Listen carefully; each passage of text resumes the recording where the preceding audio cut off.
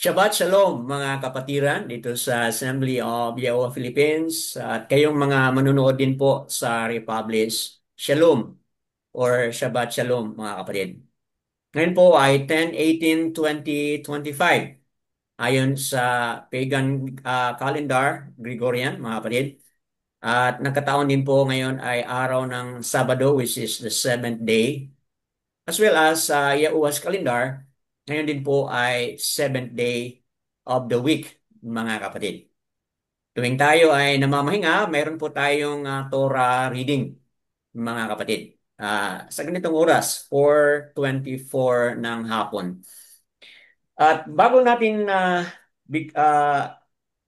bago tayo papatungo doon sa ating pagbasa ngayon, sa Yeshayahu chapter 42, mga kapatid, ang ating Torah reading. There are 25 na mga verses.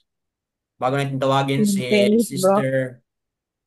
Sister Mariam, bigyan ko sandali ng konting background mga kapatid upang magkaroon tayo ng ah, unified na pag-unawa what's going on. At para sa mga first time na manonood o makikinig sa Republish. Itong chapter 40 going to chapter 53 ng Yeshayahu, this is within a big chunk of information about comfort for Yahuwah's exiles. Yung mga nabihag ng kaniyang mga sangkatauhan, lalo na ang Yehuda, nabihag sila mga kapatid doon sa Babal o Babylon. So paano binigyan ni Abba ng comfort?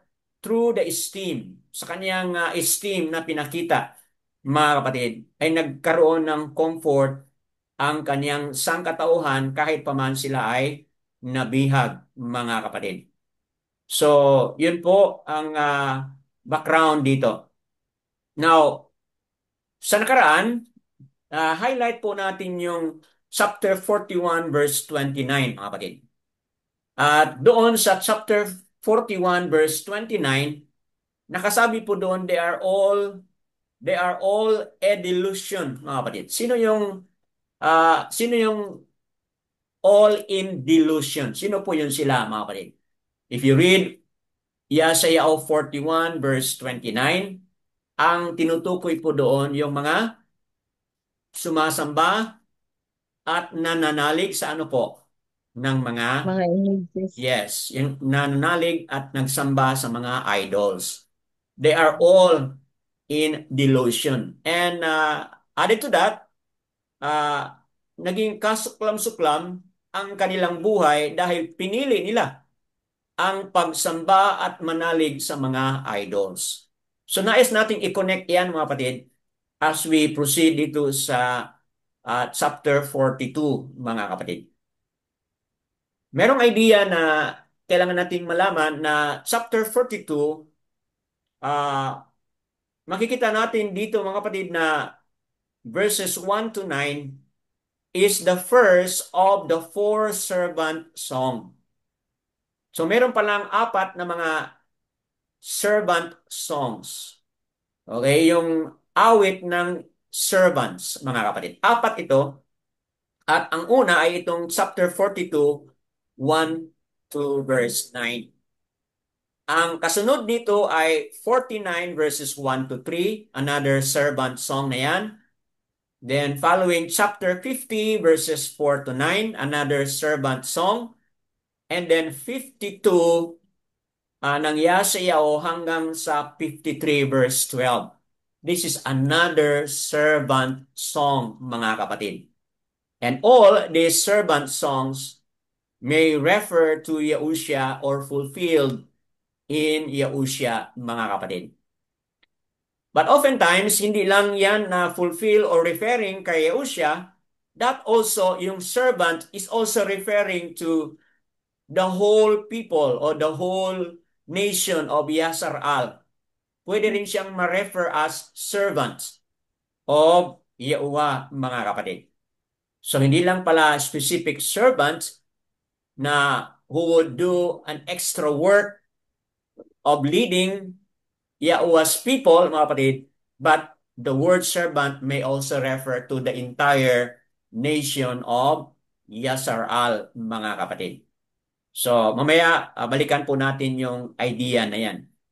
So, that being said, ah, ano po yung maisip ninyo batay dito sa mga short information? Ano po yung mga maisip ninyo ng mga possible na mga katanungan? Or perhaps, nabasa na po ninyo mula pa kanina, nabasa na po ninyo yung passage na ito. And what were your thoughts? What were your questions as you have read it, mga kapatid? So right now, dagdagan pa natin yung paglinaw nito, pagbigay mensahe dito, mga kapatid, as we allow Sister Mariam to read to us ang ating Torah reading, chapter 42 ng Yashayaw. Go ahead po, Sister Mariam. Yao. Shabbat Shalom sa lahat. Shabbat Shalom po. Our Torah reading comes from Yeshayahu 42, 1 to 28. See my servant whom I uphold, my chosen one, my being has delighted in. I have put my ruach upon him. He brings forthright rulings to the nations. He does not cry out, nor lifts up his voice, nor causes his voice to be heard in the street.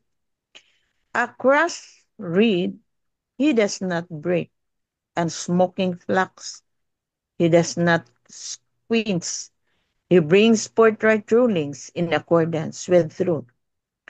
He does not become weak or crash until he has established right ruling in the Arats. And the coastland wait for his Torah. Thus said the Alua Yaua, who created the Shamayam and stretched them out, who spread forth the Arats and that which comes from it, who gives breath to the people on it, and the rook to those who walk in it. I, Yahuwah, have called you in righteousness, and I take hold of your hand and guard you, and give you for a covenant to a people, for a light for the Gentiles, to open blind eyes, to bring out prisoners from the prison, those who sit in darkness from the prison house. I am Yahuwah, that is my name, and my esteem I do not give to another, nor from praise to idols. See, the former production have come, and new ones I am declaring before. This spring forth I let you hear them. Then sing to Yahuwah a new song, his praise from the ends of the Arats, you who go down to the sea, and all that is in it, you constant and you inhabitants of them. 11. Let the wilderness and its cities lift up their voice, the villages where Kedar dwells. Let the inhabitants of Selah sing.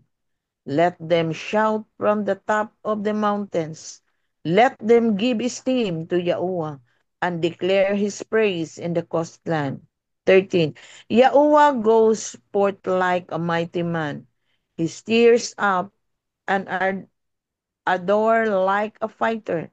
He cries out, yeah, shout aloud over his enemies. He shows himself mighty. I have kept silent from of old. I have been still and held myself back like an Asha in labor, and I now cry out.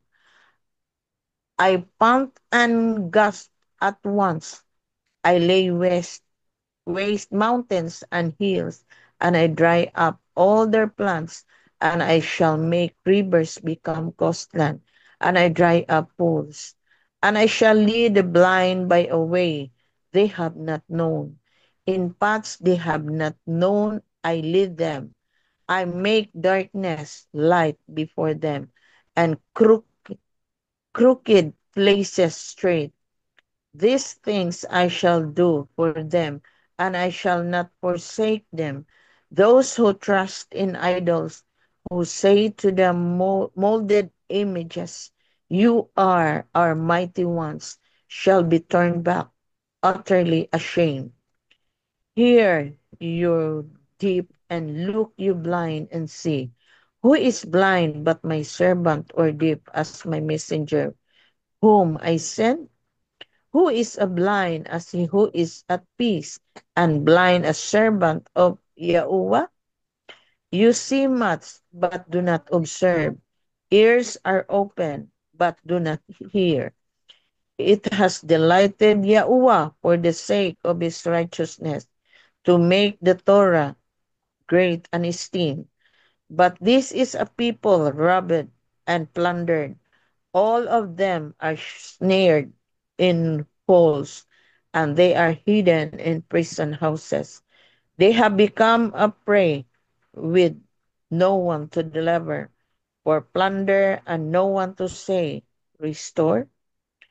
Who among you gives ear to this, pays attention, and hears for the time to come? Who gave Yaakov for plunder and Yashar to the robbers? Was it not Yahuwah, he against whom we sinned?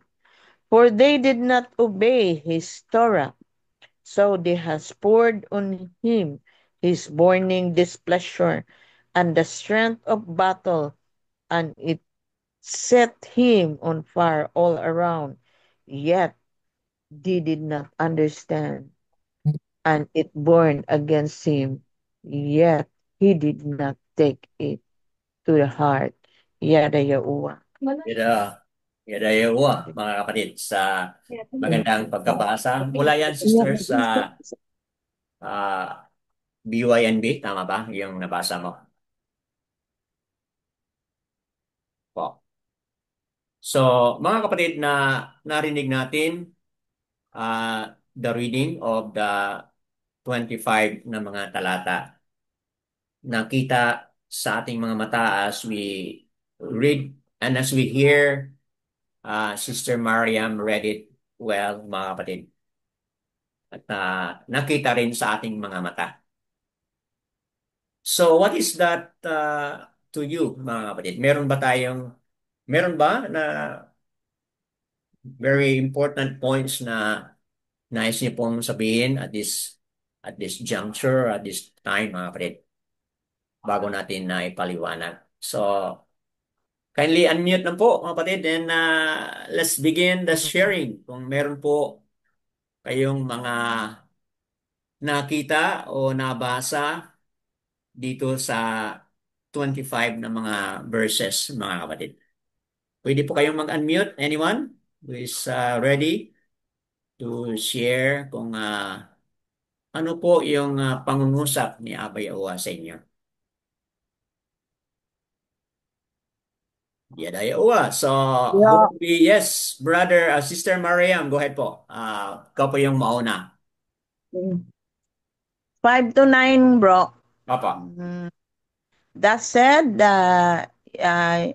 Aluwa Yahuwah, who created the Shamayam and stretched them out, who spread forth the Arats, that which come from it, who gives breath to the people on it, and the rook to those who walk in it.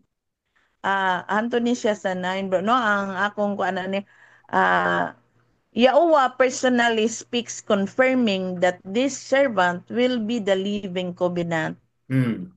not just a messenger of the covenant, but the covenant itself. Uh, Yahusha is the light to the Gentiles nation, Hmm. revealing Yahusha's truth beyond Yashar al. To open the blind eyes, to bring out prisoners from Papa. the dungeon, refers to the spiritual blindness and bondage to sin and lies. Yahuwah affirms his uniqueness. I am Yahuwah, that is my name, no, and my esteem will not give to another. This shows that the servant shares in Yahuwah's divine purpose. Yahusha carries his name and authority para masave ta. Ni Mm. Ari, ah, si Yausha, nag-speak siya sa mga Gentiles or katulad natin, hindi man natin alam kung kita ba ay mga ah, Gentiles lang or mga rooted na ano, pero ang pinag-ano ni Yahusha, yung mga blind eyes na hindi pa nila kilala Yahusha, ah, ang atong spiritual is blind. Kasi palagi pa lang dahil wala tayong Torah at Mm. Opo. saka palagi yung iba naman, mabuti tayo, hindi na tayo nagsamba ng mga idols. Ah, pero minsan, hindi man lang yung mga images, pati yung mga ano natin sa buhay natin, pag meron tayong pang ah, mga gusto na tapos against ni Yahuwah, parang Mm. idols na din. Opo. Oo. Kaya nga yung pag ano ni Yahusha sa atin, para awakening bro sa mga buta o bungol Mm. na hindi pa nakilala si Yahuwah at Yahusha bro. Kaya importante sa buhay natin na pag yung ano ba magkinabuhi na righteousness, na yung pamuhay natin makainlain ni Yahuwah yun sa Torah niya, ah, at saka pag-share sa mga tao na hindi pa na-awaken bro. Mm. Mm. Yun lang sa akin bro. Yeah. Yada yo. So, napakagandang paliwanag, mga kapatid, by Sister Mariam Yao, verses 5 to 9. Hinighlight niya po dito na Yahusha, yung servant ni Abba Yahuwah, na kung saan nag-open up sa ating mga spiritual blindness. Okay po? So, maganda pong paliwanag yan at kayong mga manunood sa Republish, nawa magkaroon tayo ng insight na humingi tayo ng tulong o awa mula kay Abba Yahuwah na iyaw siya sa kanyang mga salita ay mabuksan ang ating mga spiritual blindness, kumbaga, mga kapatid. Yadayawa po, at hindi lang spiritual blindness but also spiritual deafness, mga kapatid. Hirap po, no, na ngayon sa ating what's going on ngayon sa ating bansa, na kung saan sunod-sunod po yung mga lindol na nangyayari. Sa ating pananaw, ito po ay mensahe ni Abba Yahuwah na dapat ma-awaken. Di ba, mga kapatid?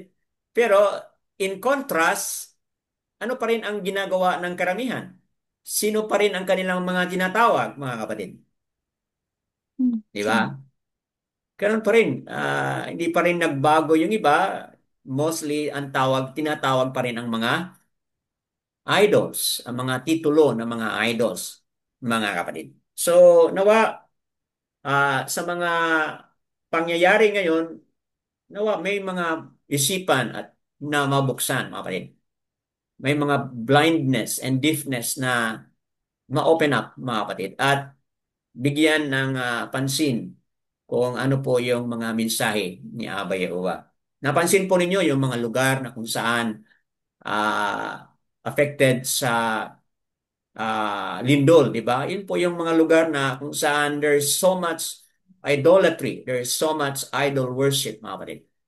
So, kayong mga manonood sa Republic, nawa eye-opener ito. Abba Yahuwah through Yahusha sa highlight na ni Sister Mariam is wakening up. Is a wake-up call of Abba Yahuwah for all of us. Yada Yahuwah sa magandang paliwanag. Anyone else would like to share? Oh yes po. Nag-unmute dito si Sister Lorraine. Ready na po, Sister? Shabbat shalom po sa lahat. Shabbat Gusto kong shalom. mag-turn call, yung panganay ko pong anak. Oh yes, go ahead. Nicole, go ahead po. Shabbat, Shabbat Shalom po. Yes, Shabbat Shalom. Sister Nicole, go ahead. I-explain ko po yung sa chapter 1, verse 1 to 4 po.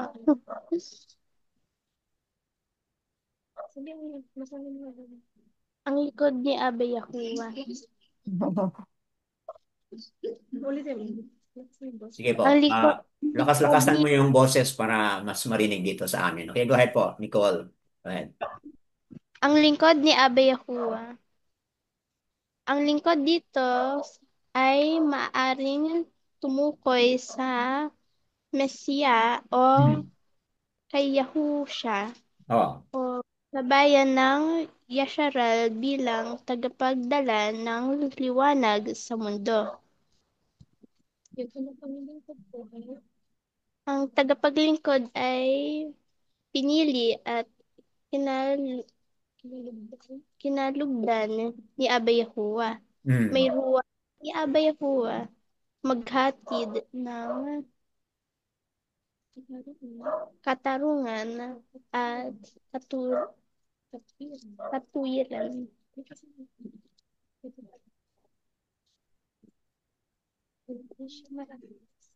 Hindi siya marahas, hindi siya sisigaw, ni lilipunin ang sinumang mahina. Hmm. Tatagumpay siya ng may kababaang loob at katatagan. Yun lang po. Yada Yahuwah po. Yada Yahuwah. Okay po. So, yun ang paliwanag, sharing ni Sister Nicole, isa sa mga anak ni Sister Lorraine. In contrast doon sa leadership ni Cyrus or Koras, mga kapatid, he was rude and he was impatient, mga kapatid. But itong servant na tinutukoy ni Abba Yahuwah, referring doon sa Masiyak na highlight na rin po ni Sister Mariam kanina, ngayon na-highlight muli ni Sister Nicole. Referring doon sa contrasting yung leadership ni Cyrus sa panahon na yon, contrasting dito sa anong klaseng servant meron siya who really takes care of the weak, di ba? O yung mga who takes care of the needy, kumbaga, mga kapatid. So yun po, wonderful highlight yon doon sa word na-highlight na rin ni Sister Mariam kanina, mga kapatid. So all esteem kay Abba Yahuwah sa sharing ni Sister Nicole. Opo, go ahead. Meron pag idagdag, Sister Lorraine. Yes po, Brother Dan, Kevin po. Asawa ni Brother Lorraine. Kevin, go ahead. Good to hear your sound, Brother Kevin. Partner, husband po ni Sister Lorraine. Go ahead po, Brother Kevin. Bali sa verses 10 to 12 po. Opo. Bali po yung sa awit ng ito po yung sa awit ng papuri kay Abba Yahuwah. Mm. So, ito po yung Sing to Yahuwah, a new song. His praise from the ends of the earth. Mm. You who go down to the sea and all that is in it. You coastlands and you inhabitants of them. So bale dito po is yung isang panawagan sa lahat ng nilalang Mm. mga isla, disyerto, bayan at bundok na umawit ng bagong papuri. Oh. Pinakita po ang pangkalatang pagdidiwang sa pagdating ng katuwiran at kaligtasan ni Yahuwah. Tama. Mm. Shabbat Shalom po, brother. Yada Yahuwah. Brother Kevin, wonderful sharing yan. At sa nakaraang Sabado po, meron tayong discussion diyan tungkol doon sa coastland. But hindi natin na-highlight yon. Ngayon, nabanggit mo muli dito sa mga reference na ito na coming from the coastland.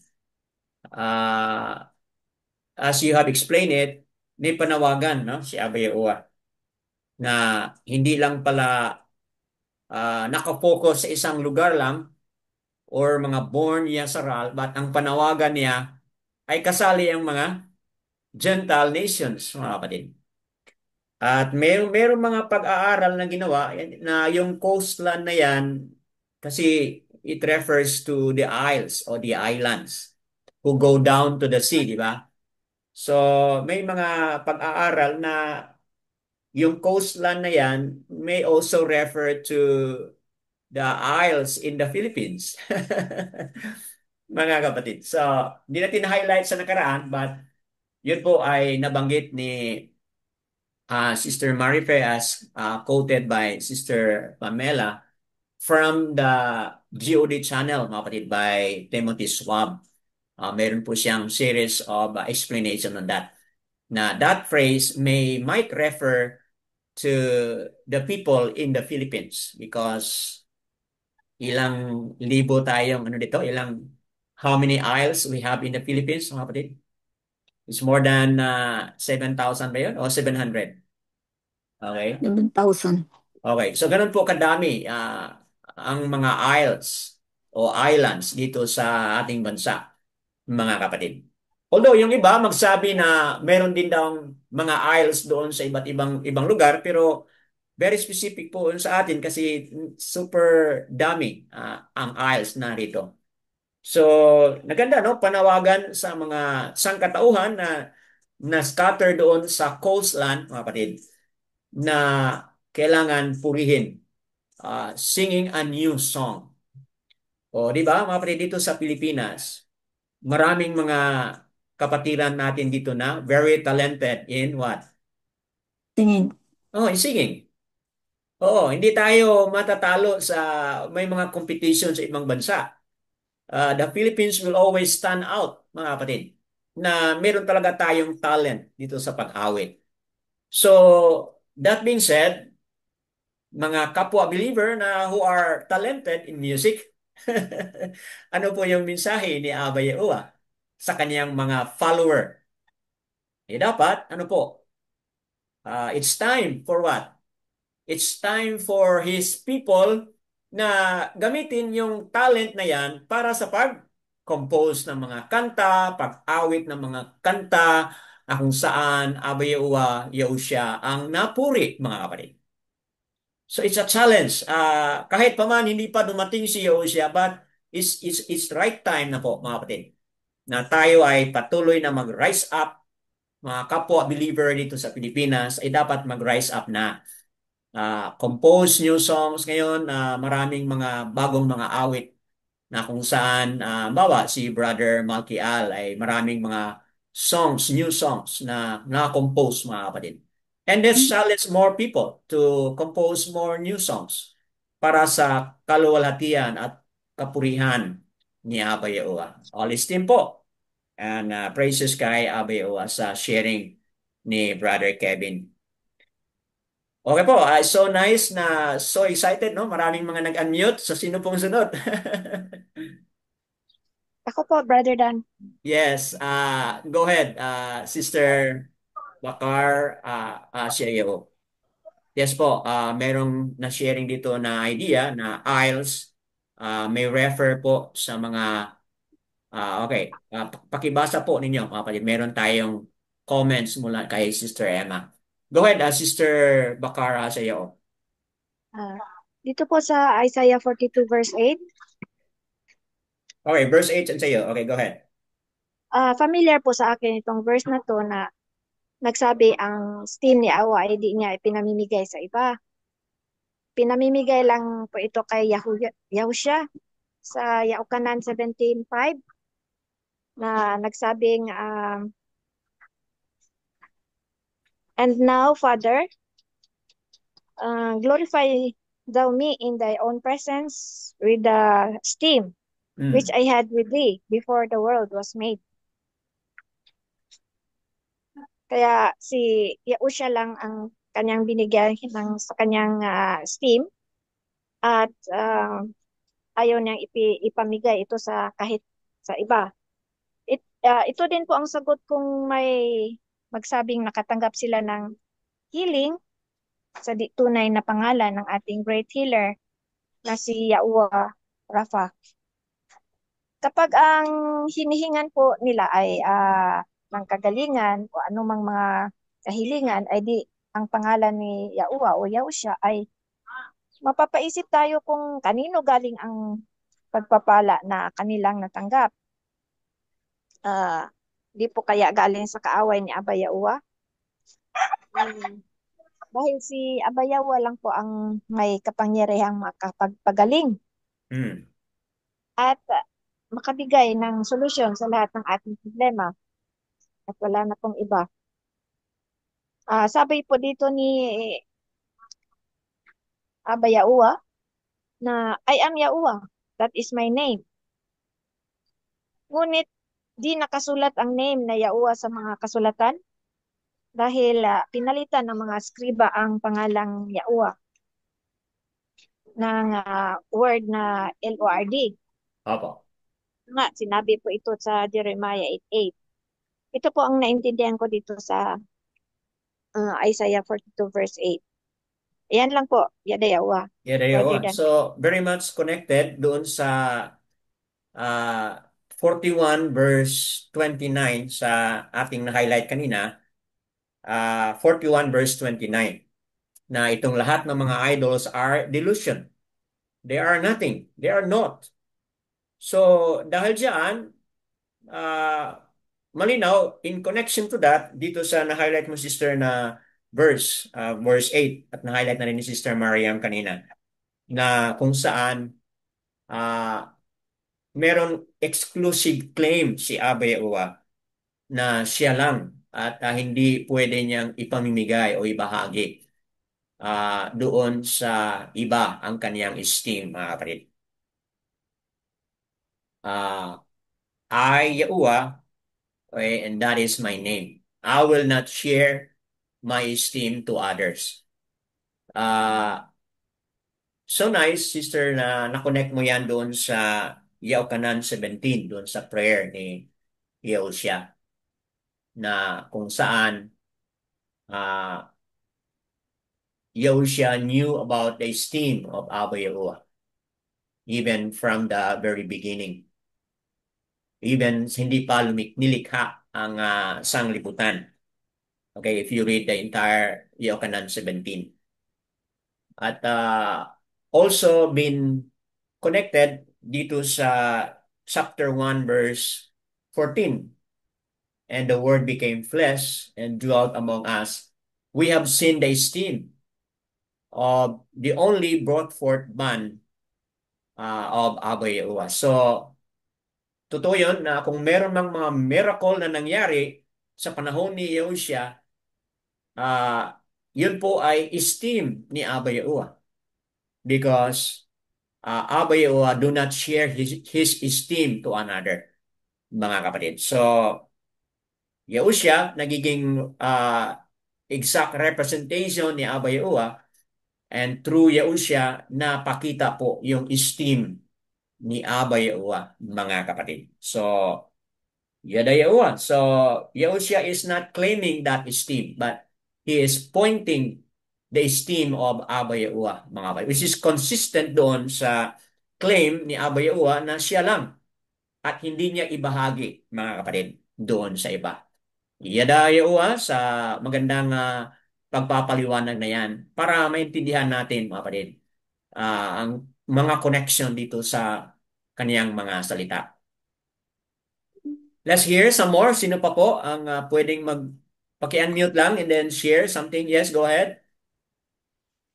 Marami, 3 ang nag-unmute. So, sino po mauna? Yung magsalita, siya yung mauna.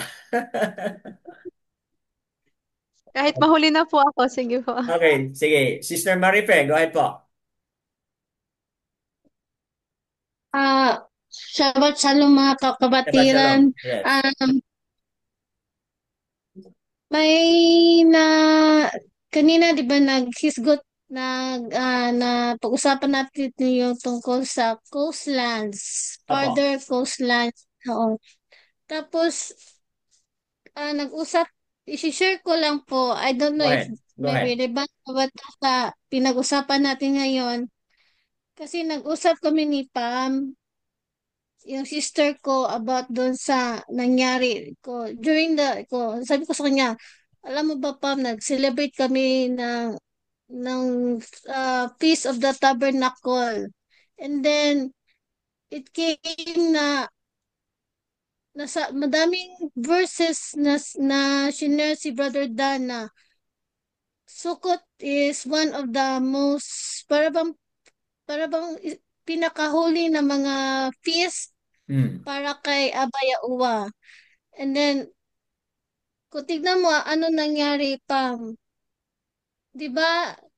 During the Feast of the Tabernacle, doon din nangyari ang mga lindol, Mm. series of earthquakes and then aftershocks, and then saan natulog ang mga tao pagkatapos ng lindol? Mm. Doon sila sa tent natulog.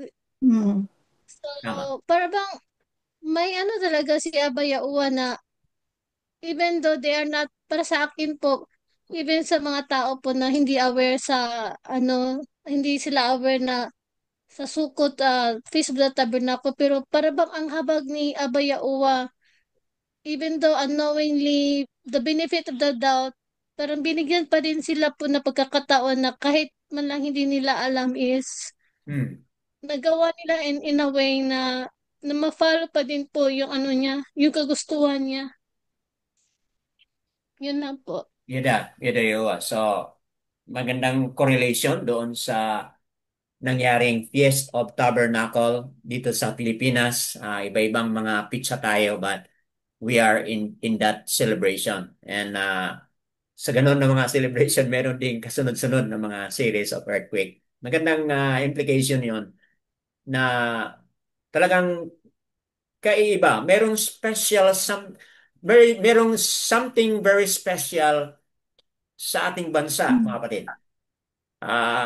Mahirap ipaliwanag, but sa series of events at meron ng iilan-ilan na who are into observing the feast of Abayoa here. It's a prayer on my part na nawa marami pang makakilala kay Abayoa para madagdagan pa ang mga sangkatauhan ni Abayoa who would declare praises and who would observe his feast, mga kapatid. Alam ko na doon sa Davao del Norte na kung saan napakalapit doon ang earthquake na nangyari, meron tayong mga iilan doon who observe tabernacle doon sa bundok, mga kapatid. Pinakita nila sa akin ang kanilang picture noon. And alam natin na merong iilang mga believers of Abayoa nandoon, mga kapatid. Yadayoa, let's hear kay Sister Asara Bachao. You have something to share. Then let's go kay Sister Lorraine if after you.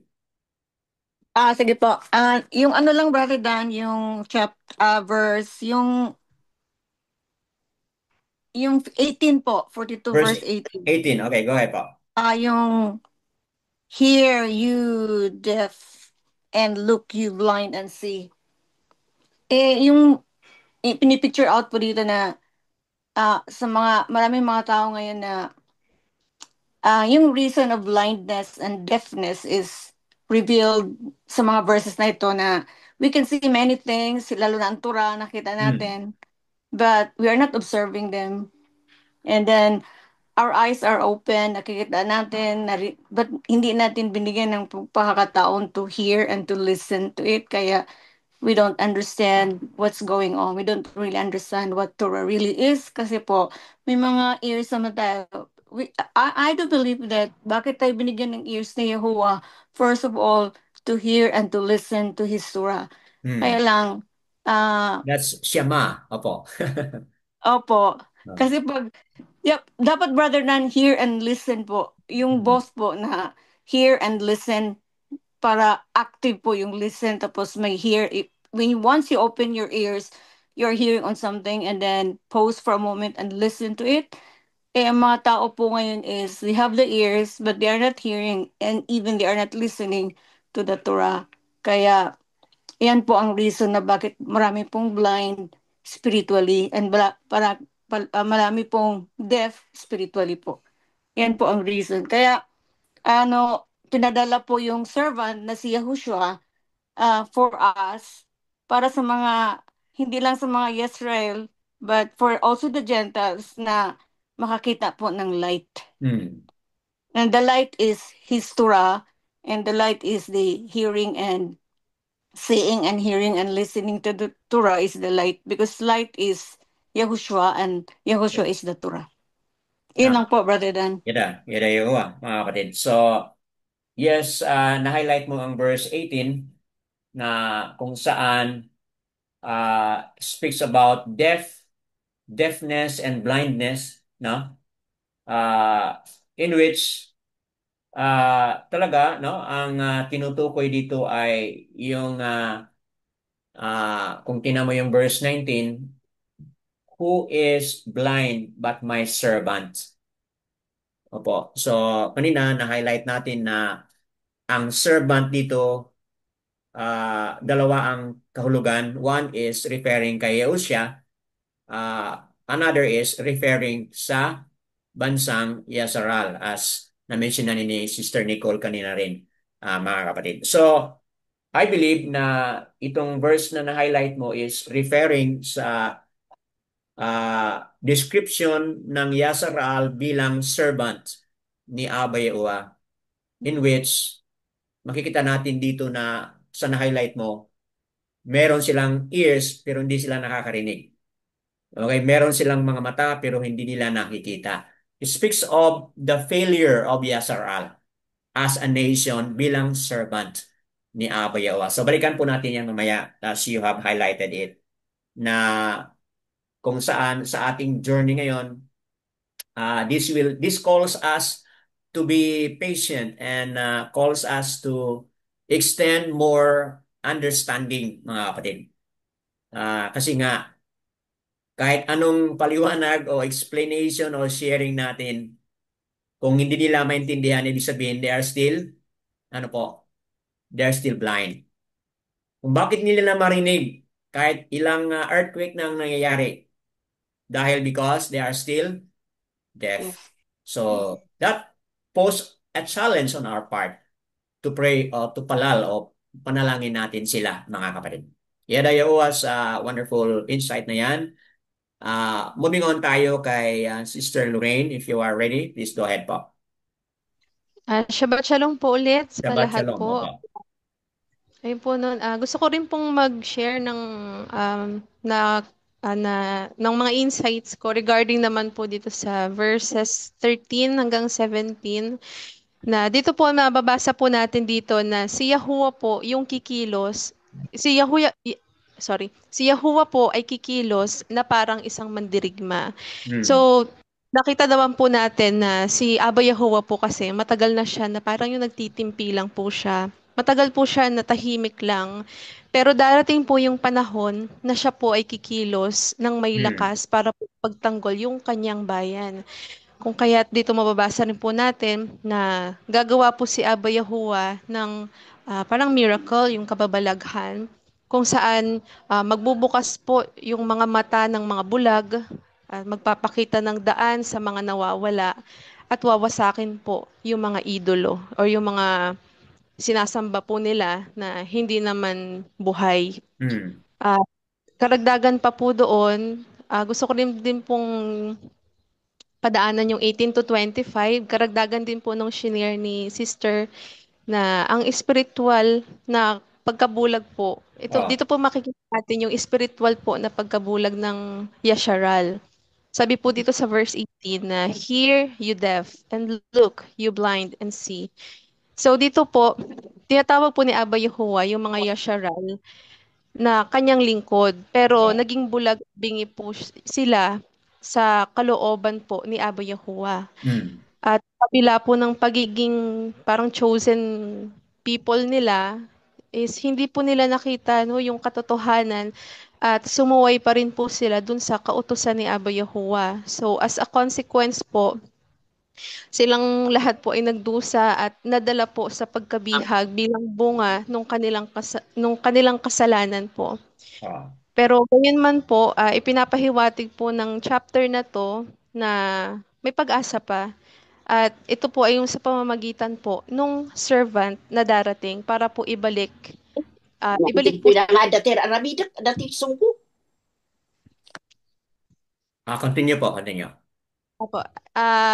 Bale dito po, brother, na ang nakuha ko po dito or makukuha po natin na parang message po ng Yeshayahu 42 is unang-una si Abba Yahuwah po ay tapat. Siya po yung lumalang at yung ating tagapagligtas. Pangalawa, siya po yung kanyang lingkod po ang magdadala ng liwanag, ng katarungan at ng kalayaan. Pangatlo, walang kapantay si Abba Yahuwah at lahat po ng mga idolo ay walang silbi. At ang huli ay ang kanyang bayan ay tinatawag na makinig, manumbalik at sumamba sa katotohanan. Yun po. Yada Yahuwah po. Yadayo, mga kapatid, wonderful summary and additional explanation doon sa mga punto na highlight na, mga kapatid. So, uh,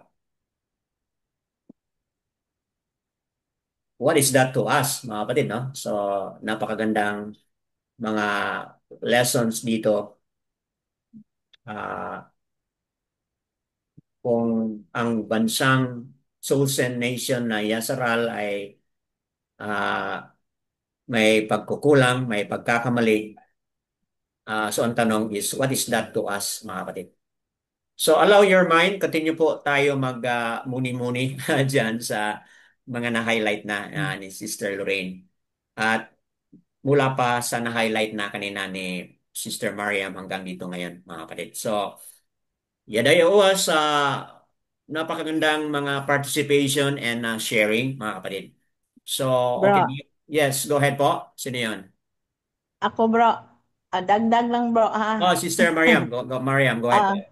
Ah, ang ano ko lang sa spiritual reflection bito bro sa Opo. Yeshayahu 42 reveals that Yahuwah's mission was not to start a new religion, but to restore truth and bring justice. Yahuwah's name and his team are central. His people must call on his true name. The world blindness will end as his light spreads. The faithful remnant will sing a new song to worship the true Alua, not the names of pagan gods. Yada Yahuwah. Kana lang ba? Yadayo. So, napaka full of insights na paliwanag, mga kapatid, additional doon sa na paliwanag na kanina. Yes, Sister Karashal Yao, meron po kayong nais na i-share, Sister Inday. Go ahead po. Shabbat Shalom. Shabbat Shalom. Buti nakapasok kayo sa mahinang signal ngayon. Go ahead po, Sister. Nanonood naman ko. Shabbat Shalom sa lahat, no? Ito sa 6, Brother Dan, si Abayaoa ay nagpakilala na siya na tinatawag niya ang bawat isa kahit saan mang sulok ng mundo. Opo. Hindi lang sa at ito sa 7, itong tinatawag na bilangguan yung mga malalaki sa ano ko lang Brother Dan, sa mga lalaki mga katedral na doon ang tao ay na doon lang sila nag-worship. Pero ang sabi ni Abayaoa, kahit saan mang sulok ng mundo, sa 11,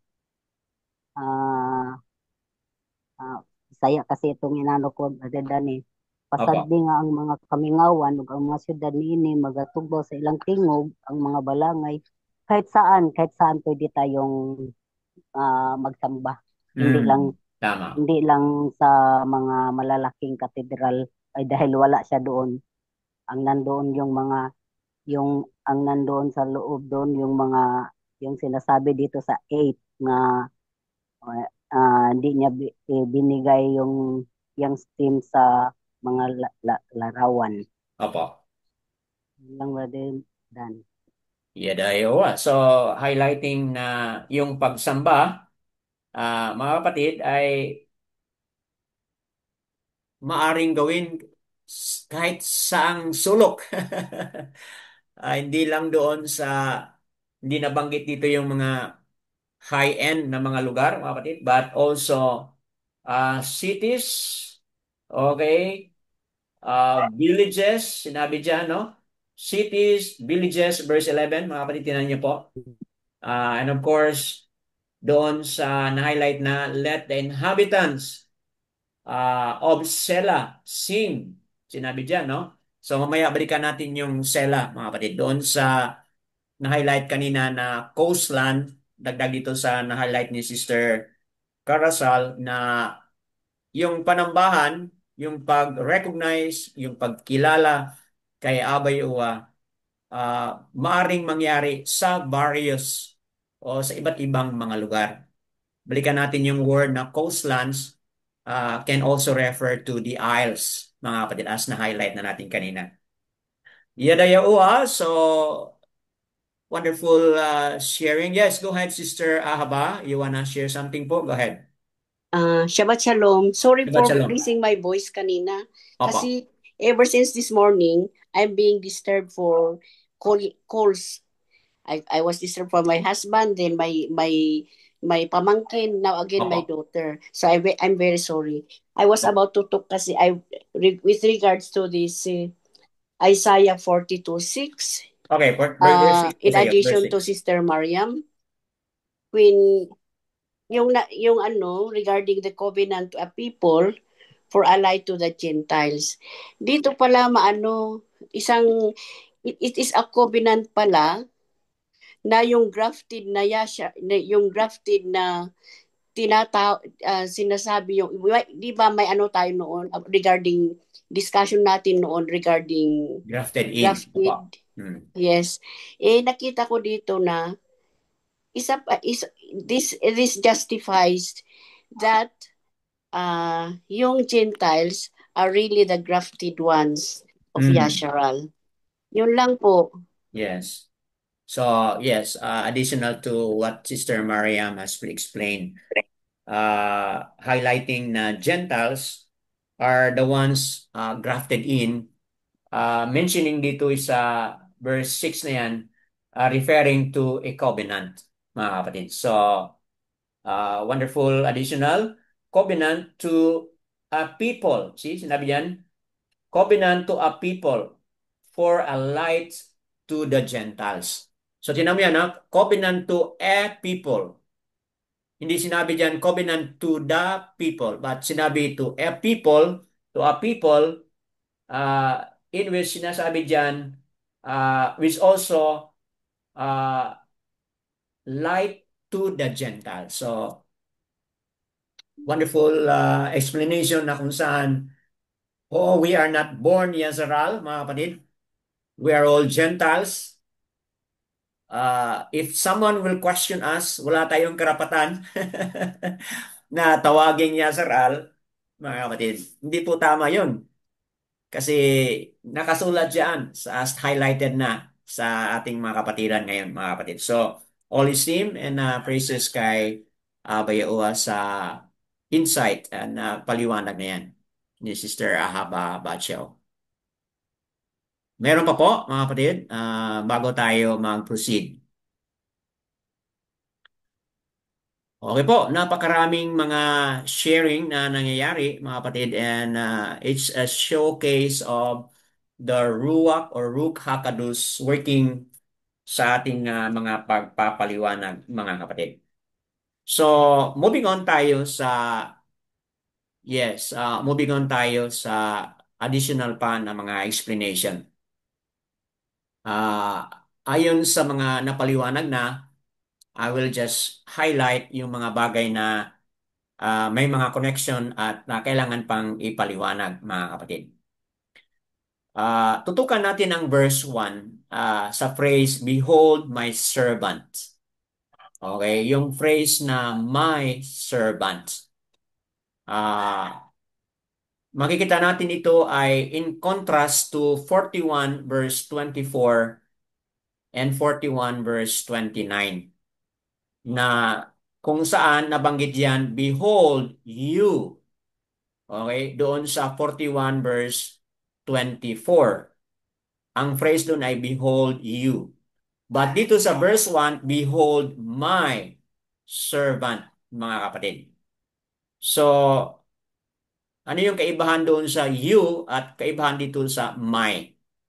So dito sa verse 1, na-highlight yung my servant, na kung saan Abba Yehowa is making a claim. You are my servants. Opo. So, yun po mga kapatid ang kaibahan dito mga kapatid. So, moving on tayo sa ating pagpapaliwanag. So dito makikita natin na Abba Yehowa is present, mga kapatid. Yehowa's presence through His servants as the only hope for the nation. Itong ating na-highlight na verse 1, my servant, tinutukoy dito na referring, mga kapatid, sa kaniyang specific na servant na kung saan siya lang yung the only hope for the nation. Sa mga na-highlight na kanina, referring po kay Yahushua, mga kapatid. Okay? So, itong servant na itong pinag-usapan, talagang naging successful, mga kapatid, sa kaniyang gawain na kung saan dinala niya ang ilaw, mga kapatid, at dinala niya ang mensahe para sa deliverance and salvation ng mga sangkatauhan who are blind and who are deaf, mga kapatid. So, kung tingnan mo yung Matatiao 3:17, ano po yung declaration ni Abba Yehowa mula sa taas? This is my servant in whom I am well pleased. O Matatiao 3:17. Naalala po ninyo mga kapatid nung siya ay na-immerse. Okay, after po siya na-immerse, ito po yung tinig na narinig ng lahat. This is my servant in whom I am well pleased. So natuwa si Abba Yehowa sa buhay ni Yahushua bilang kaniyang servant, mga kapatid. At kung basahin mo yan, in whom my ruach, sa na-highlight na kanina, dwells. So, bakit po naging kaaya-aya, kalugod-lugod ang buhay ni Yahushua? Dahil nandyan ang ruach or ruach of Abba Yehowa sa kanya, mga kapatid. Na kung saan makikita natin na talagang kaiibang servant na kung saan siya talaga yung center of bringing hope to everyone, mga kapatid. In contrast doon sa leadership ni Cyrus o Koras, mga kapatid, na kung saan iba yung kanyang leadership, mga kapatid, dahil nga is full of illusion and blindness, mga kapatid. So, ano yung ating makukuha dito? We understand na kapag titingin tayo sa mga servant o mga leaders na nandito sa mundo, mga kapatid, ano yung ating makukuha? In the human race, okay, makikita natin na laging nandoon yung display of abuses, display of human solution na talagang mali yung kanilang mga strategies, ang kanilang mga remedies, mga kapatid. So kaya kapag ikaw ay isang tao na who is already frustrated sa paano pinapatakbo ang isang bansa, mga kapatid. If you are that person who is already frustrated at wala ka nang nakita na pag-asa sa isang bansa o sa isang bayan, mga kapatid, this is a lesson to all of us. There is only one servant who can give us the Baruch hope, mga kapatid. Walang iba, ang servant na yan ay kundi si Yahushua. Bakit po? Ayon sa verse 1, dahil po mag-iral ang justice sa na-highlight na kanina ni Sister Nicole. Okay? At sa na-highlight na mga kapatid kanina na kung saan yung hari na yan, yung servant na yan, ipag-iral niya yung katarungan as been highlighted kanina ni Sister Nicole. Yung katarungan, yung katuwiran, mga kapatid. Okay? So, indeed, Yausya ang may kakayahan na gagawin ang lahat na yan, mga kapatid. Okay? Bakit po? Because Yausya will rule according sa moral laws of Abba Yahuwah. Kaya Yausya ang makapagbigay talaga ng perfect human society, mga kapatid. So kung kayo ay disgusted na, disappointed na sa pamamaraan ng ating mundo ngayon, the message is very clear. Hintayin natin ang pagbalik ni Yahushua because He will reign with justice. He will reign the perfect society of humanity, mga kapatid. At walang ibang makapag-offer, makapagbigay niyan. Only Yahushua, mga kapatid. Ang messianic servant who can bring salvation and deliverance sa bawat isa na may mga pangangailangan as na-highlight na kanina, mga kapatid. Those who are blind, those who are deaf, mayroong kagalingan na nagmumula kay Yahushua bilang upcoming messianic servant. At si Yahushua lang po, mga kapatid, ang makapag-establish ng perfect justice and a perfect government dito sa Arats, mga kapatid. So, yun po ang magandang lesson na dapat taas-taasan pa ninyo ang inyong pananaw sa hinaharap. The Baruch hope is coming, mga kapatid. Verses 2 to 3, as it has been mentioned kanina, mga kapatid, makikita natin na yung human leadership nga is characterized by ruthless, okay, dahil sa mga kasalanan, just like na-highlight na natin kayo na si Korah o Cyrus, mga kapatid. Okay po? So, ayan, verse 4, the servant is unweakened by the demands of his mission. Dito sa verse 4, as na-highlight na kanina, mga kapatid, itong servant ito referring kay Yahushua, talaga pong magawa niya ang kanyang responsibility, mga kapatid. In fact, dahil sa kanyang nagawa na, na-reach out, maraming mga na-reach out na, mga kapatid. Doon sa coastland, the isles, or doon sa remotest part of the Arats, may mga na-reach out na, mga kapatid. Dahil sa finished work of Yahushua as the servant of Abba Yahuwah. Verse 5, marami nang na-explain kanina sa verse 5, mga kapatid. Highlight ko lang dito na Abba Yahuwah bilang creator, siya din po ang nag-sustain sa lahat, mga kapatid. Abba Yahuwah as the creator is also the sustainer of His creation, mga kapatid. And He is able to sustain everything based din po sa kanyang mga promises, mga kapatid. Moving on tayo sa verses 6 to 8. Makikita natin dito as na-highlight na doon sa ni Sister Mariam, Sister Ahaba, na-highlight po yung issue on covenant. Covenant for the people. Referring po doon sa Gentiles na kung saan magiging representation ni Abba Yahuwah, mga kapatid. Yung kaniyang mga Gentiles, mga kapatid. At paano mangyari yun? Dahil sa kanyang servant na darating. Which dumating na po ang kanyang servant as na-highlight na kanina ni Sister Mariam, na kung saan si Yahushua nagiging ilaw, nagiging light that bring knowledge, mga kapatid.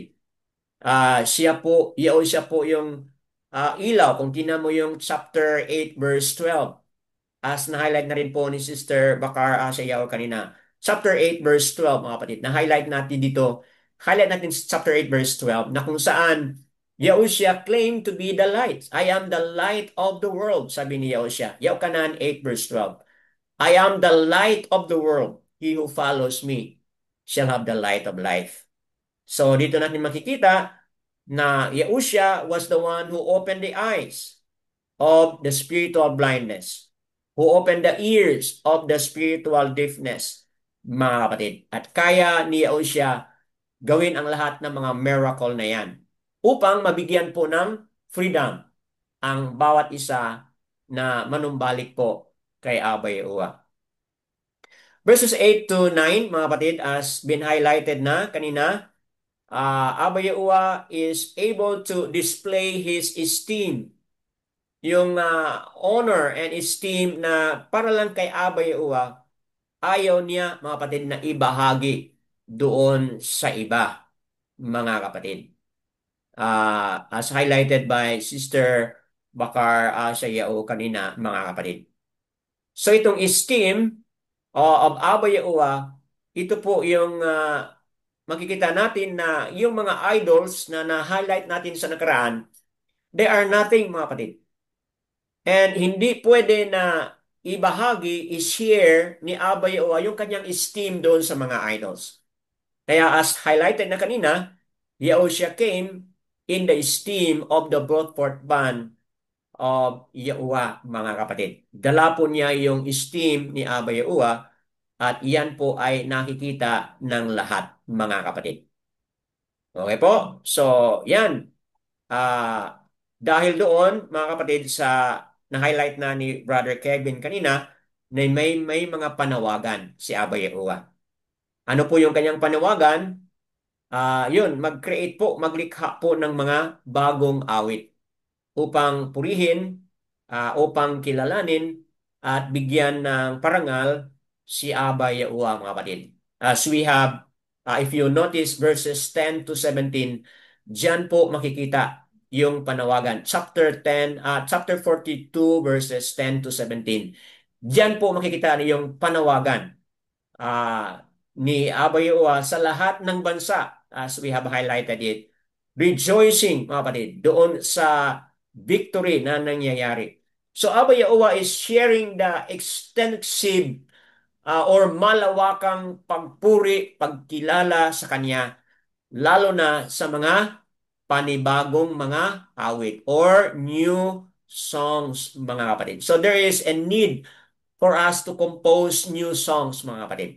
Yung mga kanta na hindi pa narinig noon, mga kapatid, kailangan i-create yung mga panibagong mga awit na yan, mga kapatid. Verse 11, merong word dito na Kedar. Ang ibig sabihin po nito ay nomads of the Arabian desert. Okay, nomads. Sa the same verse, may nabanggit dito na Sela. You're familiar with Sela doon sa Book of Psalms, di ba, mga kapatid? Noon, pag-unawa natin yan noon ay yan po ay musical term. Kasi ang Psalms po ay yan po ay mga awit o kanta. So merong mga musical term na nakalagay dyan. But now, itong Sela para, mga kapatid, Sela, S-E-L-A, Sela, isa pala itong Moabite town, mga kapatid.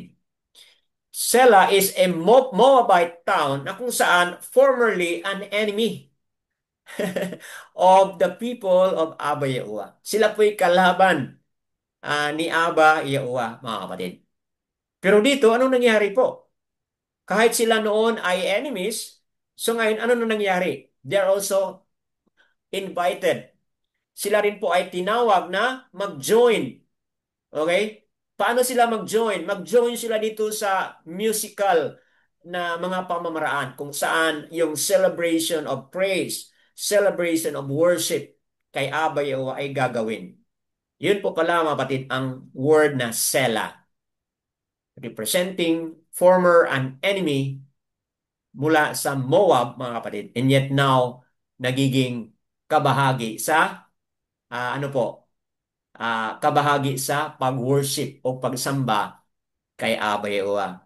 I think it was Sister Lorraine kanina nag-highlight na oo, may mga pagkukulang, mga kapatid. Okay? And yet yung awa ni Aba Yahuwah ay nandoon, mga kapatid. Just like this Sela, who were once an enemy, pero ngayon mga kapatid, they are also invited to take part in the celebration of praise and worship kay Abba Yahuwah. Verse 12 po, declare His praise in the coastland as we have highlighted, mga kapatid, referring to the isles, which we mentioned kanina na may also refer to the islands of the Philippines. But we are not limiting our understanding there, but we are also extending the interpretation to the remotest part, which is referring to the Gentile nations, mga kapatid. Abba Yahuwah is extending the celebration of worship to His Kodas name, mga kapatid.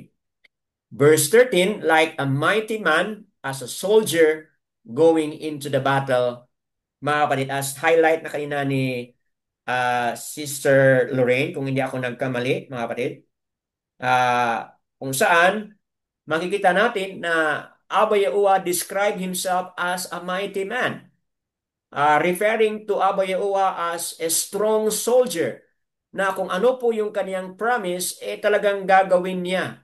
Sure na sure po, 100% yung victory, mga kapatid, ay nasa kay Abba Yahuwah, mga kapatid. Verse 13 po yan, as we have highlighted.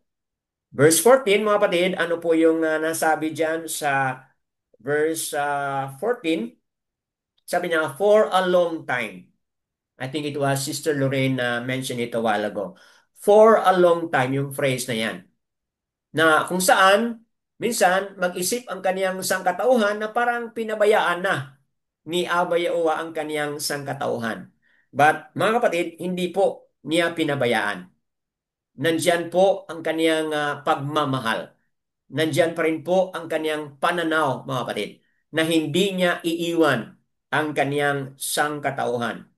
Just like dito sa Yasharal, na sila'y nabihag doon sa Babal o Babylonia, mga kapatid. Seemingly, para bang there is a delay. Ang tagal ba? 70 years ang tagal matapos yung maabot yung 70 years na prophecy of Yaramyahu, na they will be in captive for 70 years. So para sa kanila, yung 70 years ang bagal and quite a long time na yung nang lumipas, na kumbaga titingnan nila na parang pinabayaan na sila ni Abba Yahuwah. Pero hindi po yun ang totoo, mga kapatid. Abba Yahuwah is keeping His promise, mga kapatid. Describing Himself like a woman in labor. Diba, mga kapatid? Mabasa mo yan dyan. Verse 14. Like a woman in labor.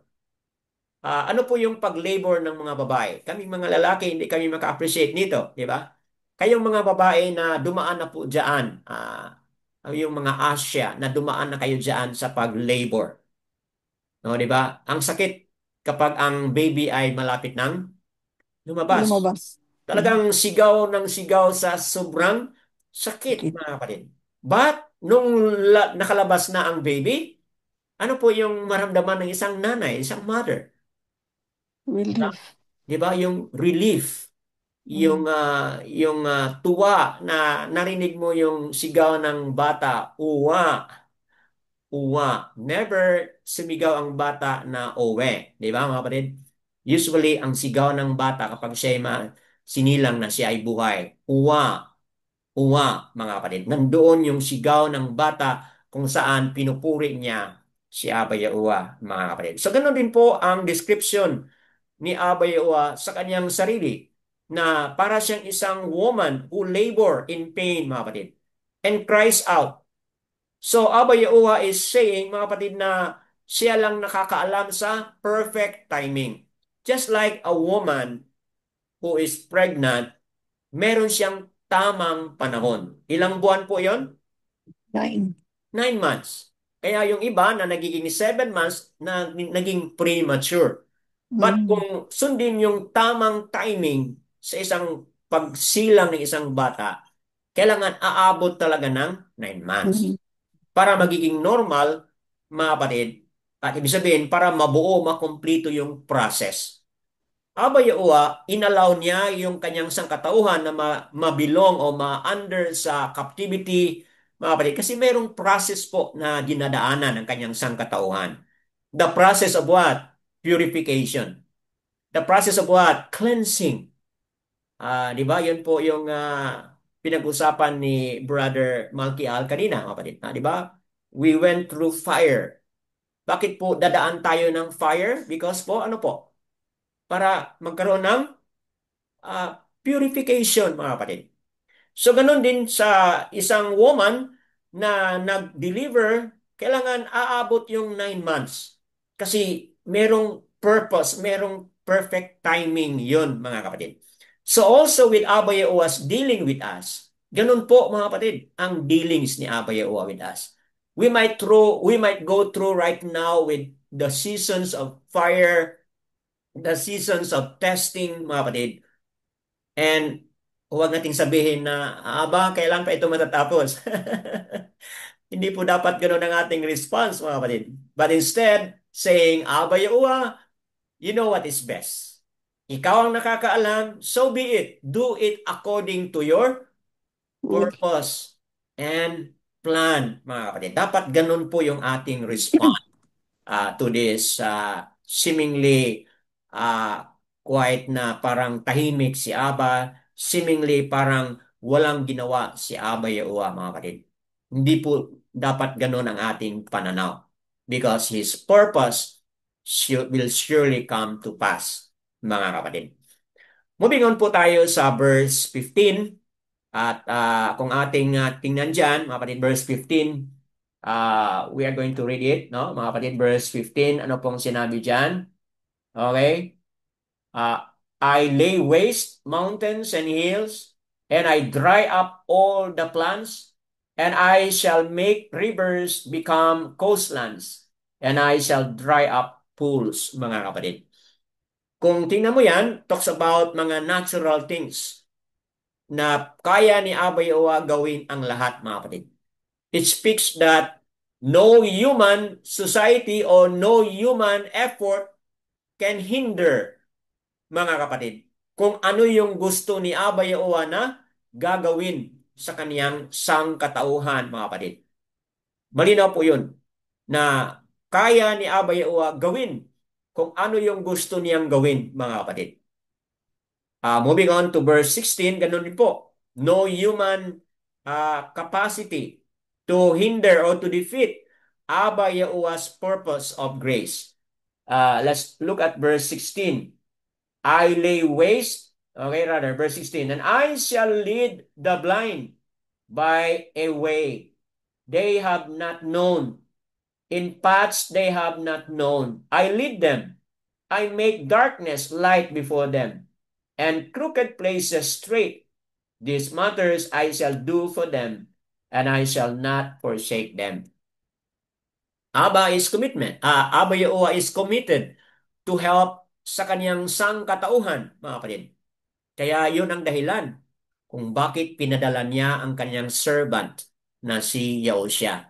Mga kapatid, upang ang kaniyang gusto na mangyari ay talagang mangyari, mga kapatid. That's the very reason kung bakit pinadala niya ang kaniyang servant.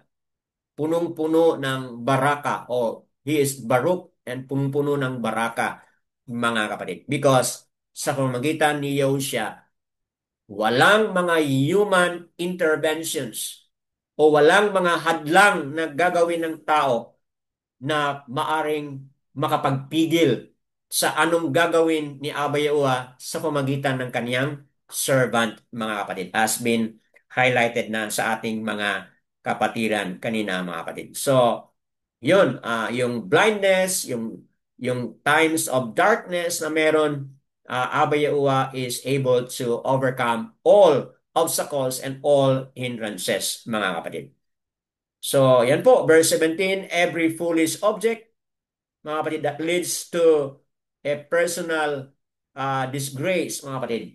Kung tayo ay naniniwala sa mga idols, mga kapatid, take note, verse 17, those who trust in idols, anong mangyari? It will lead us to utterly ashamed, mga kapatid. So, malinaw po yan.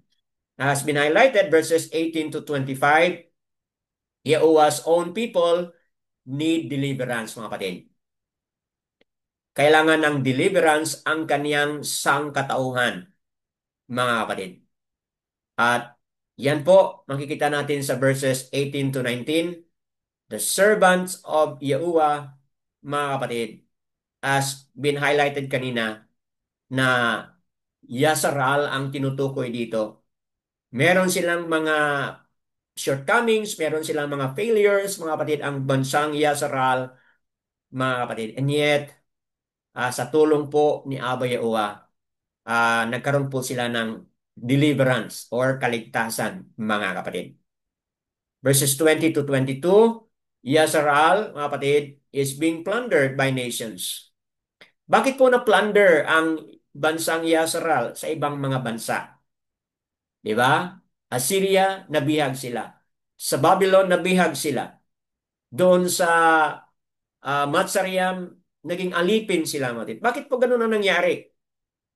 Mga kapatid, ito po ay malinaw na nakasabi sa Deuteronomy chapter 28 verses 25 to 34. Na kung saan, the Barniam 28:25 to 34. Na kung saan, kung ang kanyang sangkatauhan ay mag-disobey sa kanyang mga kautusan, anong mangyari sa kanila? Sila po ay mabihag. They will be scattered, mga kapatid. Bakit po inaalaw ni Abba Yahuwah yun? Because that is a form of discipline. That is out of His love, dinidisiplina po niya ang kaniyang sangkatauhan. Hindi po ibig sabihin, mga kapatid, na walang kapangyarihan si Abba Yahuwah. Oo, mga kapatid, Abba Yahuwah is powerful indeed. Basahin mo ang 23 to 25. Abba Yahuwah,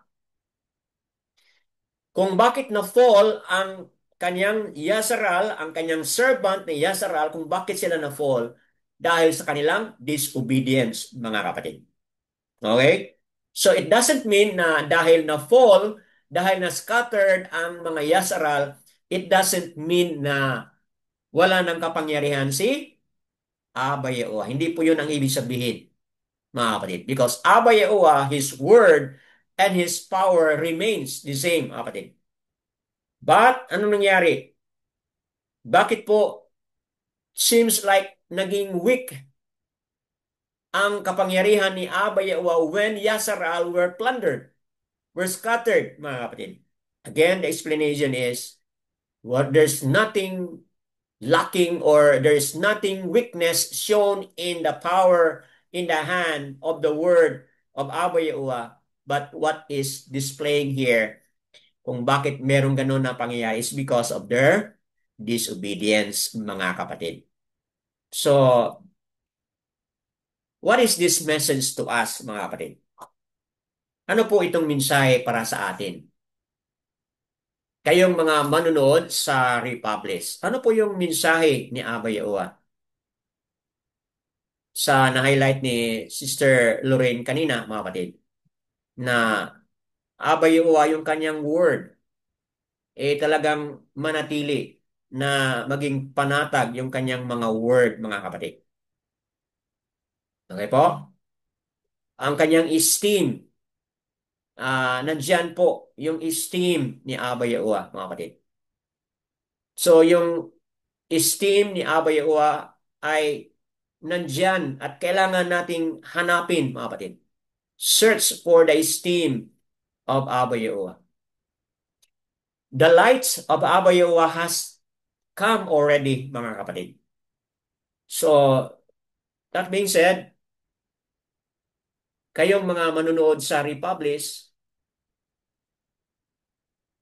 gaano ba ka tindi yung inyong pag-unawa dito sa lights na pinag-usapan natin in the light of Yahushua na kung saan pumunta na rito, mga kapatid? Yes, may mga pagkukulang, may mga shortcoming ang kaniyang sangkatauhan, mga kapatid. But take note, yung purpose, yung kagustuhan at kalooban ni Abba Yahuwah shall prevail. Kahit pa man may mga human limitations, mga kapatid. So as bilang pagtapos, ano po ang mensahe ni Abba Yahuwah sa atin? Kayong mga narito, ano po yung mga saloobin ninyo? What is Abba Yahuwah sharing o telling you? Mula dito sa ating mga pagpapahayag, sharing, napagandang sharing meron tayo.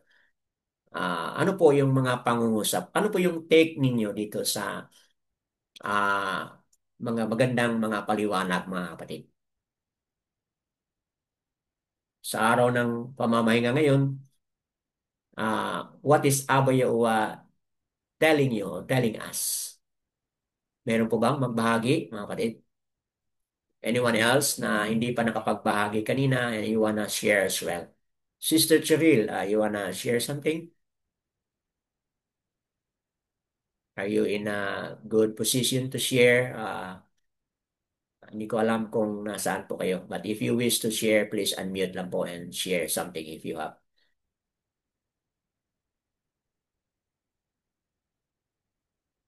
Anyone else, mga kapatid? Please unmute and then share if you have something to share. Brother Lloyd, meron ba kayong nais na ibahagi? Brother Dimitrio?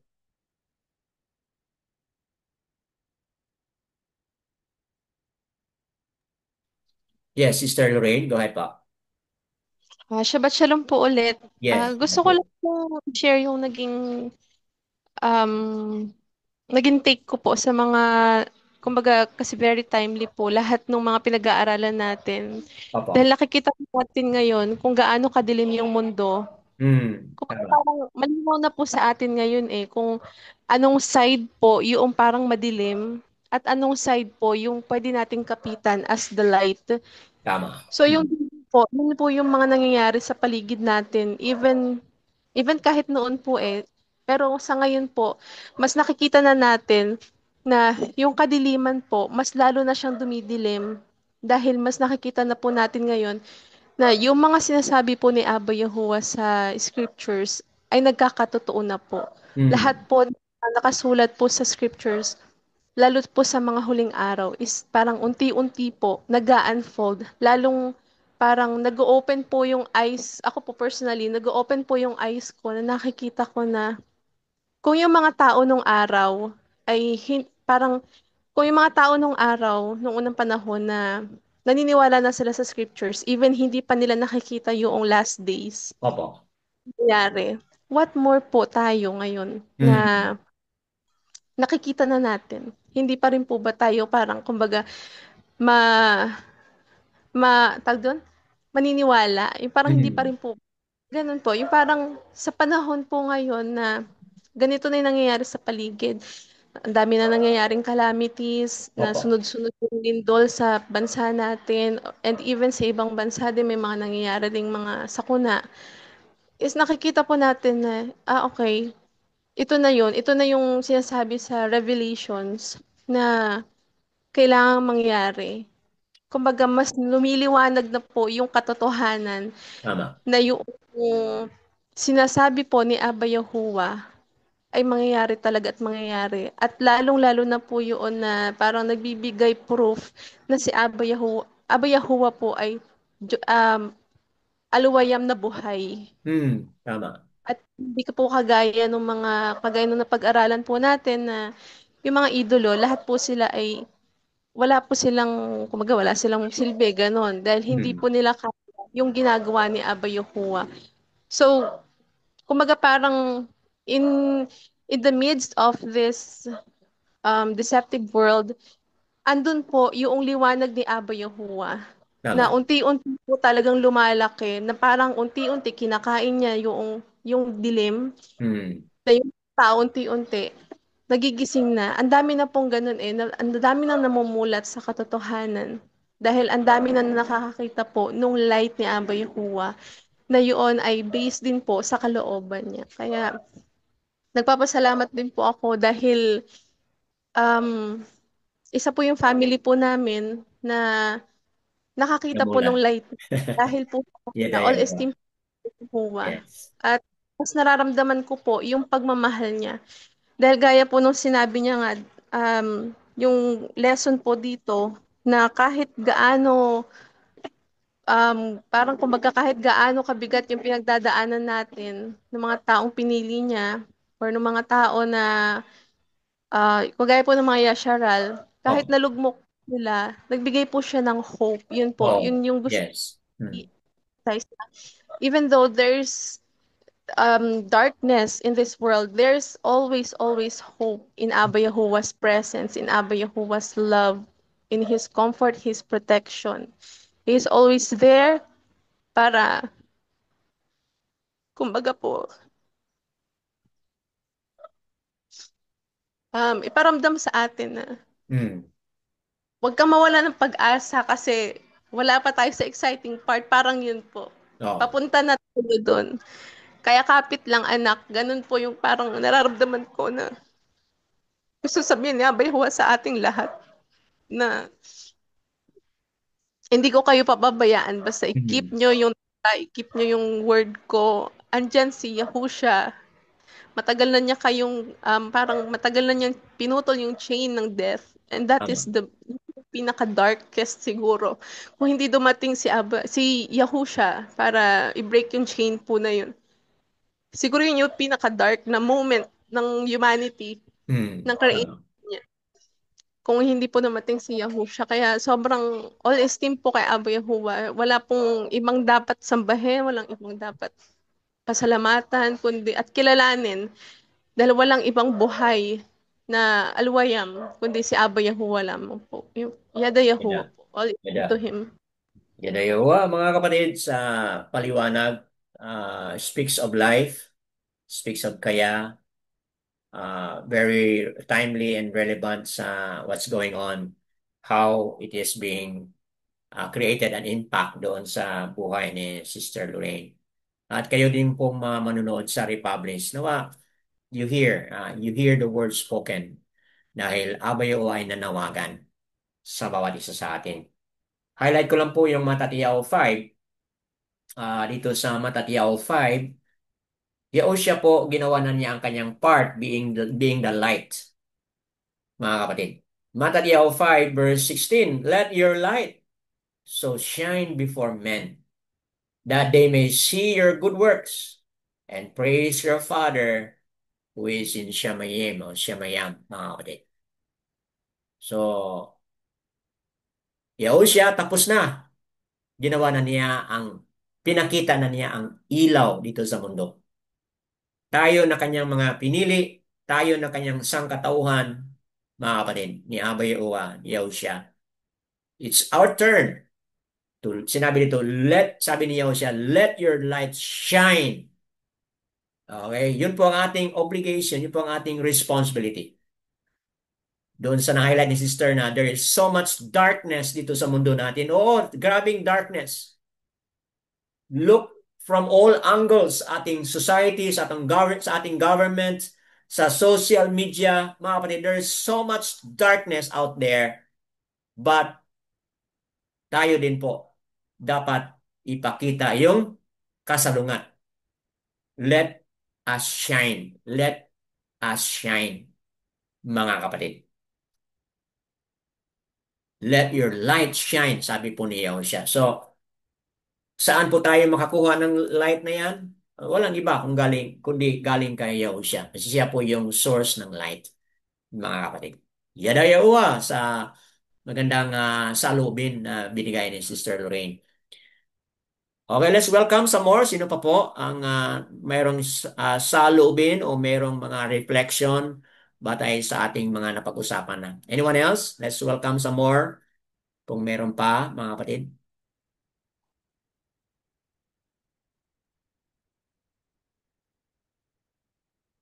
Sister Cheryl, you wanna share? Or Brother Dimitrio?